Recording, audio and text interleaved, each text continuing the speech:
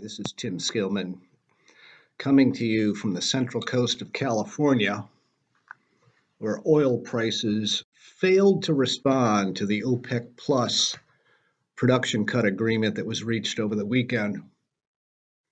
This begs the question, how do you survive in a market where oil prices are so low?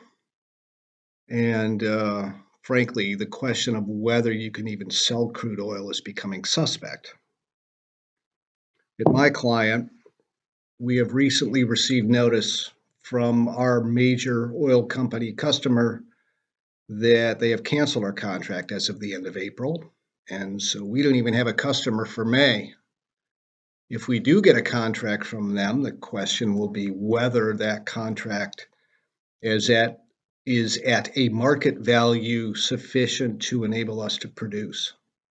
So the first thing you need to understand is, what are your lifting costs on a per barrel basis? In my case, my lifting costs are $23 a barrel. And after price adjustments, my April prices are right about break even. So selling oil merely covers lifting cost. If you can sell oil in excess of lifting costs, you should do so, at least in my view. And that's particularly true in the case of heavy oil, which is what we have here in California. To shut it in is expensive. To restart it is unpredictable.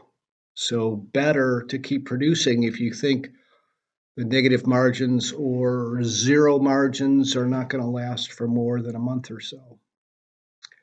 You should also be reaching out to all of your vendors, negotiating extended credit terms to the extent that you can, and asking for price concessions, because for the most part, most of them are operating at 50% of capacity right now, so you should be able to get some price concessions from them.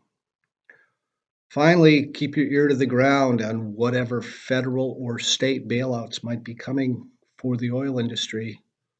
My client is in bankruptcy. As a result, we're not eligible for the disaster relief funding that's being made available from the Small Business Administration, and we're not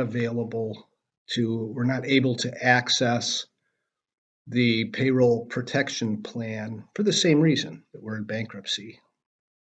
I've been given to believe that there will be other programs that are made available to producers of oil and gas, programs specifically for independent E&P companies.